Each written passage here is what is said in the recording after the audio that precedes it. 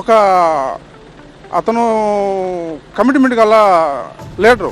మనం ప్రజలు అనుకునేది కానీ అపోజిషన్ నాయకులు అనుకునేది కానీ అనుకుంటారు, కానీ అతను ఉండే ఒక నాయకత్వం అనేది తాతకాడి నుంచి తండ్రి కాడి నుంచి ఆ రోజు మన ప్రియతమ నాయకుడు చంద్రబాబు నాయుడు గారు అంత వయసులో కూడా ఎట్లా నడిచాడో దాన్ని రెట్టింపుగా యువ నాయకుడు లోకేష్ బాబు గారు నడిచి చూపించి యువతలో ఒక విప్లవం తీసుకొని వచ్చాడు. ప్రతి ఒక్క కామన్ పర్సన్ అడిగినా కూడా, ఒక పార్టీ తరపు నుండే ఒక కార్యకర్తను కాకపోయినా సరే కామన్ పర్సన్ అడిగినా కూడా మహిళలకి వంట గ్యాసు ఫ్రీగా వస్తుంది. అట్లాగనే ప్రతి ఒక్క సంక్షేమ పథకాలు డోర్ తట్టి ఇస్తున్నారు. ఒకప్పట్లో ఈ వాలంటీర్లు తీసేస్తే ఏదో పెన్షన్కి తండాలు పడాల్సి వస్తుంది, మళ్ళీ క్యూలో నిలబడాల్సి వస్తుంది అని రకరకాల మాటలు అన్నారు.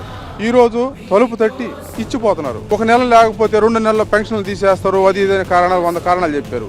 ఈరోజు ఏమని చెప్పారు, 3 నెలలైనా సరే పెన్షన్ తీసుకోకపోయినా కూడా 4వ నెలలైనా ఇస్తాం అనే ఒక నినాదంతో మంచి అవకాశం అనేది పేద ప్రజలకి కల్పించారు.